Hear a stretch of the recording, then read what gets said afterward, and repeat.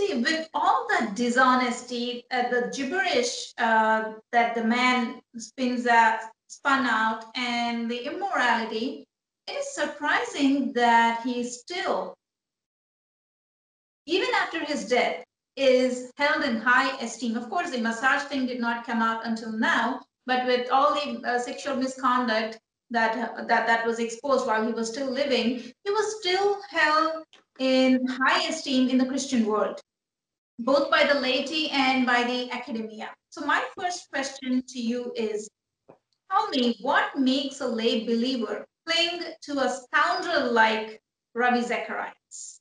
What is the psychology that drives this gullibility, that scoundrels like this get away by doing anything? Well, so there's two camps involved here. One would be the person in the pew, the relatively unsophisticated person who wants to take apologetics with Ravi and who has read Ravi's books, which are not written from an academic point of view, who finds that they've come to believe more strongly in Jesus because of Ravi's books. These people have a great deal invested in Ravi being a good man. There's this, I'm absolutely not an expert in the psychology of religious belief or the psychology of abuse within organizations. I know that there's work going on in a field with a phenomenon called betrayal blindness. I've communicated with a professor in Oregon, Jennifer Freyd, about this, where within organizations, once people enter into a relationship of intense trust, and that relationship of trust can be very important to them, especially in a community where this is their social life, this is their social system. This is not just an organization I go to play Scrabble on Wednesday nights. This is my tribe. And when you find that the leader has betrayed you, it's very easy to fall into what's called betrayal blindness. And I have to think that that's a big part of how Ravi was able to get away with this. I mean, he was fairly brazen with this stuff that he did in the massage scene in Georgia. And I've studied Ravi for 5 years, and it wasn't until a few weeks ago that I even knew he was in the massage business. Somehow, this was kept in such a low profile that people like me didn't even know about it. So, and then there's also I've had people on YouTube and in social media and Twitter say that they feel that their faith is crumbling because of what they've learned about Ravi. And that's really unfortunate, because the fact that Ravi was a dishonest, deceptive man doesn't mean his religion is false, right? I mean, I think his religion is false, but if my physics professor turns out to be a child abuser, it doesn't mean I stop believing in the law of gravity, right? Ravi can be a scoundrel and Christianity can still be true. So I don't know that anybody should let this destroy their faith, unless they put their faith in Ravi. And that's a big mistake. Right. There also, Esther, is a lot of money in the Ravi Zacharias business. Last I checked, he was bringing in $40 million a year just in donations.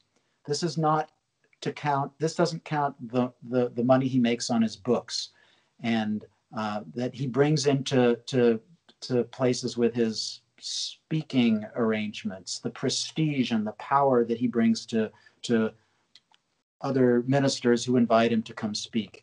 There's a huge investment in Ravi being a clean guy. And so I think that's part of the resistance. And one of the most painful lessons for me in this whole thing, I have not had bad feelings about evangelicals. They were all nice to me in my Christian days. And I thought, as much as I disagree with them on politics and theology, they're decent people. And most of them are, but there's a systematic corruption at the highest levels of American evangelism. And Ravi Zacharias gives us a beautiful teaching opportunity around that. He fooled everybody all the way up to the Vice President of the United States, even though scholars have known, Christian scholars have known for 20 years now that he was dishonest about his credentials. Nobody called him on it. Right, right. I was just coming to that. So that was my second question. Why are his fellow Christian workers that are sitting on the top rung of the apologetic industry, apologetic ladder, quiet? Because I can understand the code of silence in other industries, like the entertainment industry or the corporate. But isn't it surprising that a community that claims to be the custodians of morality and integrity in the world do not call out the charlatan among them, knowing very well that he is a fraudster? And you pointed at this. There's a verse in the Bible, right, that says, "Reprove the sinner among you publicly." I think it's in the book of First Timothy in the New Testament. 3:20 or First Timothy 3:20, I believe it is. Yeah. Right. So why should these evangelists be taken to be men of God, and why should they be taken so seriously? They're the first and foremost violators of biblical teachings. So, what right do they have to preach the very Bible that they violate? And on this note, I think every self-respecting Christian should denounce such exploitation of gullibility by these people. Yeah, I think the big lesson here is, I'm not saying the evangelical business is worse than the tobacco companies or worse than a cutthroat capitalist corporate enterprise, but they aren't any better. And we would do well to stop thinking that because they're religious people, that they're going to behave better when it comes to the things that really matter. It's easy to love your neighbor if it means visiting them or helping them out at certain times. It's much harder to live true to your Christian principles when it comes to matters like money, your reputation, and sex. And on that front, the evangelical industry has really not done a very noble job. And we just shouldn't expect them to be any better than anybody else. So, is there anybody at all in this evangelical industry that have called out on this charlatan? I can count them on, I think, fewer than these fingers, but yes, there have been. There are some well-established academics who have written in their blogs and been willing to speak to the media about their concerns about Ravi's conduct and about his credential fraud. And then there's some bloggers, and as I mentioned, Warren Throckmorton, the psychology professor who got the apology from Ravi in 2018. But unfortunately, there has not been much courage shown by the evangelical business world as a whole. It's been disappointing to see the cowardice. I have been in touch with people who know a lot. I've been in touch with people who were at Ravi's ministry, employed there, and they are willing to make cryptic comments criticizing a former boss on Twitter, but they don't have the courage to say, and by the way, this boss was Ravi Zacharias. I had a New Testament PhD student email me, or I had some engagement with him on Twitter a few months ago. He posted something very critical about Ravi, and it was clearly about Ravi. And I pointed out in a follow-up tweet that this is about Ravi. And he contacted me and asked me if I could take that down because he was afraid of what this would say to his colleagues in the New Testament field. So we shouldn't buy the line about Christians being brave enough to face down the Roman lions, right? They're just people like we are. And let's keep that in mind. Good people for the most part, but they're capable of cowardice. And dishonesty when it comes to the important matters. Because it's all justified by saying, ends justify the means, and also it's got a word. It's called pious fraud or a noble lie. Yeah. I think that when you're in a ministry like Ravi Zacharias International Ministries, that becomes your world, that becomes your community. The work they do becomes your passion. You become to think that that's so important that God's principles we can't let God get in the way of this. God should just let us know what's best for his kingdom right now. And what's best for his kingdom right now is to deny and to lie. And I think that becomes the way. I think that's probably what's going on at Ravi Zacharias' ministry right now. They're having meetings. They've probably contacted their lawyers, and they are not going to tell the truth because it's just going to be bad for God's kingdom. Yes. Yep. I could be wrong. I've given them my information. They know what the evidence. They know that I'm not the only one who has this evidence. They know that these witnesses have not just spoken to me. And they know that Ravi was sexually inappropriate, even though he made a big deal in his December 17th press release at the close of his lawsuit, the sexting lawsuit. He said, I have never once been unfaithful to my wife, Margie, and I have a long-standing policy of not being alone with a woman other than my wife and my daughters, not in a car, not in a restaurant, not anywhere. He didn't mention in a massage booth. And his ministry knows this, and I'm still hoping for the best. And I'm actually holding off on my story to let others investigate, and also in the hopes that I won't need to put my video up because his ministry will do the right thing. I'm not interested in the fame or the salacious exposure of the skullduggery, and I get to be the one who exposed it. I would like them to admit that this happened and to do what any decent organization would do and apologize to the victims. So why is that so important to you? I feel bad.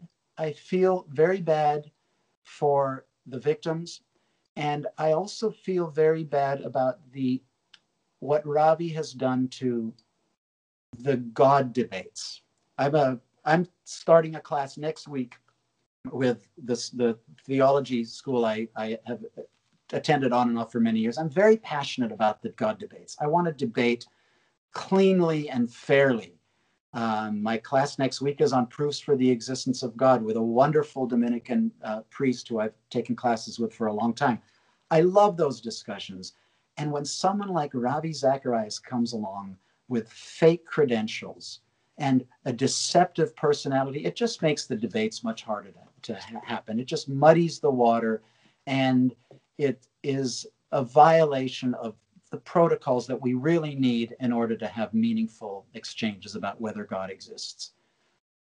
So I get a little excited about that and disappointed when I see the effect Ravi has had on integrity in the evangelical world. Mm-hmm.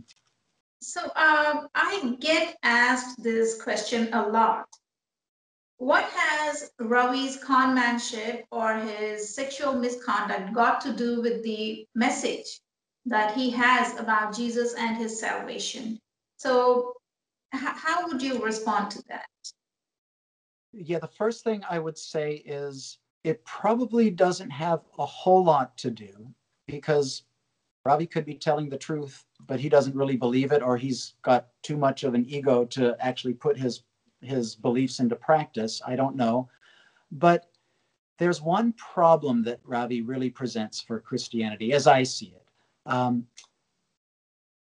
The blood of Jesus is supposed to have a powerful transformative effect on people. If you read the book of 1 John, there's strong claims about how it can make you free from sin. It can help you resist temptation. So one would think that salvation, having a conversion experience, brings about significant changes in your life that allow you to resist exactly the kind of stuff that Ravi Zacharias was unable to resist. So in that very ironic way, Ravi's life is a counterexample to the truth that he spent to the claims that he tried to spend his life making, right? Ravi is an example of the blood of Jesus not doing its magic. I like how you put it. And I also want to add that if you look at the way Christianity was spread, I can only say that the message of Christianity itself couldn't have spread if there was no fraud and fakery involved in it. In other words, the message was so weak that it needed the crutches of lies and charlatanism for it to live, for it to survive for this long. So would you agree with that? Why would its representatives, the evangelists or the popes or the Catholic priests, had to resort to this kind of forgeries and fraud from the beginning? I'm talking about from the time Christianity was being formulated down to our century. So why would they have to resort to this kind of pseudo intellectualism for rationale, for it to make sense? Is the Christian message, is the message of Jesus so powerless, so weak? Well, there's a lot there, and we're talking now about 2,000 years of history, and I don't know that the earliest proponents of Christianity, the disciples and the apostles and the church in Acts chapter 2, I don't know if they were deceiving people. I think there was self-deception, but certainly you're right that later on, once Christianity became an institution, it used not just deception, but cannons and battleships to convert. And there is a lot of dishonesty happening in it. And if I have to think, if someone were a real believer in the power in that Jesus rose and is alive, they wouldn't need to help God along with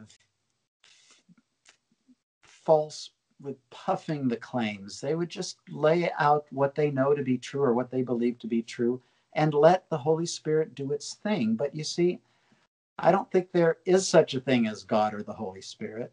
So I can understand why people need to do a little bit extra to get the message out. Yes. But it would be nice if they acknowledged that. I knew missionaries in Southeast Asia who I think were really people of integrity. They made considerable sacrifices going out to live in not very plush settings in Southeast Asia. There's very noble Catholic priests probably in every village in the world who are there not for anything other than to carry out what they sincerely believe the gospel to be. So I really don't want the Ravi message to be seen as me casting aspersions on all Christians. I have many Christian scholars who I'm in close contact with. I love them dearly. I respect them. They're good people. And I want to keep having a good, honest discussion with them. And I don't want people like Ravi Zacharias coming in and pretending to be Oxford scholars and then debating me and cheating in the discussion. That's really what he was about with this whole credential thing and with much of his life. He cheated. And that's unfortunate. And I should say also, Esther, that it's very unfortunate that this latest sex evidence didn't come up until after he died. I did not control the timing. I suspect that Ravi would be very interested in hearing about this and in trying somehow to respond to it. But it came up too late. And that has to do with the people who reported this to me. It had nothing to do with me wanting to wait so that Ravi couldn't respond. So it is unfortunate. Yeah. It's so disheartening. It's sad that Ravi continues to bring in that kind of money even from his grave. You know, one of his big publishers, HarperCollins Christian Publishing, I don't know if they're the biggest Christian publisher, but they're certainly one of them. I was in touch with them after Ravi's lawsuit. I provided them a massive amount of documentation, and their associate general counsel contacted me and said he will be looking at my material and he will get back to me in a couple of weeks. A couple of weeks later, he emailed me and said, "No comment, have a nice day." 4 months later, HarperCollins Christian Publishing announced a new book contract for Ravi Zacharias, called Jesus Through Eastern Eyes. And this is just one of those disappointing but important lessons that don't assume that just because they've got the name Christian in their publishing company, that they have any higher ethical standards than secular publishing. In fact, Christian publishing, it seems to me, has much lower standards. In the secular world, if you make up lies about schools you started for children in Afghanistan, and you're discovered, your book contracts get canceled, your speaking tours get canceled, Oprah Winfrey will come out and lambaste you. But in the Christian world, they seem to have a much higher tolerance for that. Right? That's my experience. So is it because there are just a handful of them, you can count them on your fingers, just a handful of apologists bringing in that kind of moolah? Is it because they don't have many? So even if the one that comes by and is able to write, is able to eloquently present the false Christian message, so whoever comes by like that, they just take him regardless of his character? I think it's that I wouldn't think so. I would just be guessing. I don't know what their motives are, but it seems to me like Ravi had a wonderful package. He was a publisher's dream. He had the credentials, he had the speaking tours, the massive audience, and to let his now documented deceptions get in the way of his book contracts would just be too expensive. And they decided to just go forward with it. And are there other people who could have filled his shoes? Well, it would be hard because he created very big fake shoes for himself. And it worked to the benefit of HarperCollins Christian Publishing and Zondervan Publishing and all the other publishers who've probably made a lot of money off Ravi Zacharias and will continue to make a lot of money off Ravi Zacharias. Right. It's just another business organization with a religiously themed webpage. Correct. So, Steve, what is your agenda, and where do you plan to go with this study on Ravi Zacharias? My agenda, my plan, my hope is that in about a week or so, this story will be out, and professional Christian journalists will now realize that they have to take this seriously and publish it, and the truth about Ravi Zacharias will be known, and I will be able to wash my hands of him and get back to things that I'm much more interested in doing, like my philosophy studies and my music business. But if that doesn't happen, I'll be in on this for the long haul. I'm willing to put as much time, as many years as it takes to get the truth out about how this con man was able to be so successful with colleagues who knew he was a dishonest man. Christian colleagues, powerful Christian academics who knew he was a deceptive man. How did he get away with that? And I think that's a significant enough story that if the religious press doesn't take it up, or some professional, reputable media doesn't take it up, then I'll keep at it. But I'd really like to stop soon. Okay. Did you say music business? Did I hear you say music business? Yes, I'm a part-time lawyer and a part-time philosophy student and a part-time musician. I sing very badly, but I play guitar and I play banjo, and my field is instrumental fingerstyle guitar and banjo. My main interest is old-time American music and Celtic music, Irish and Scottish, Breton music from France, that sort of stuff. Yeah, it's a big passion for my life. A couple of years ago, I published a book on my gospel arrangements. I love gospel music. I tear up on Christmas Eve singing Silent Night with my mother. That's not gospel, but it's religious music. I have a deep passion for religious music, especially the old time American gospel songs and the music by Bach. And I spend a lot of time working on my music. And I have to tell you that the past week of Ravi Zacharias revelations has taken me away from my guitar, and I'm not happy about that. Okay. I would like to end with a quote from your book, and I really like how you put it. It says, Christianity is not something that can be shaken off with a dose of reason, for reason cannot usually rescue people from situations that reason did not get them into in the first place. So no amount of exposing these charlatans or the Catholic priests would take away a Christian from his faith, because it's not rationality and logic that put them in that place. So I have said this many times in so many ways, and I say it again, viewers. Christianity is an emotional religion.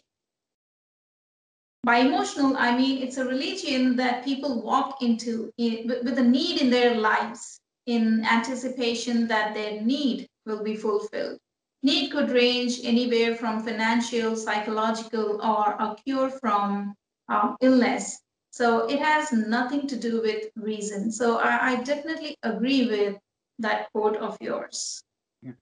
It's not reason that took them there. So it's not reason that's going to bring them out of. Yeah, I agree with that quote. I think I stole that, either that message or that quote. I mean, that's not something that I came up with, but I agree with it. And like most things, there are exceptions. For example, I would say there are some Christians who are very committed to disciplined reason. Thomas Aquinas is very much a rational thinker.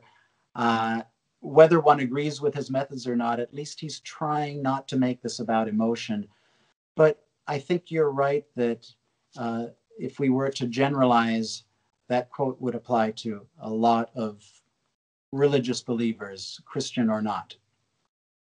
I think sadly it also applies to a lot of atheists, but we all need to do a little bit better and be vigilant about how we are forming our beliefs, and are we getting carried away with the emotional side. That's a very important message, and I think that's one thing that Ravi Ji has taught us in a way he didn't want, but he taught us that. Steve, if people would like to reach you with questions, so what are your social media handles, and what's the website or your email ID? Would you like to share that with our viewers? Yes, thank you for asking that, Esther. But before I give my information, I would like to, if any of your viewers want to do some research on this themselves, there's always Google, but there's a very good Christian blog called the Spiritual Sounding Board. And they're not there so much to preach, they're there to document. And they're very focused on church abuse, and they have a wonderful section on Ravi Zacharias. It's the best thing on the internet for sort of a clearinghouse for if you're interested in his suicide threat, his credentials. It's all there. So the Spiritual Sounding Board is a really great place to go for that. If you want to contact me, I'm happy to hear from people. My website is raviwatch.com. That's RAVI watch.com. I learned that there is a Ravi watch, which is a watch. So don't confuse me with that company. Don't email them about Ravi Zacharias, but raviwatch.com. And I would be happy to answer questions and hear what people think about their own spiritual walk. So, viewers, it's not my intention to destroy the faith of lay believers that want to remain in it, despite all the information that is available in the public domain. But this is a war against the truth claims and the exclusivist ideology that is pushed by the proselytizers. So I will leave you with that, and I thank you for watching. I will see you in another episode. Thank you, Steve. Thank you for sharing all that you did. Thank you, Esther.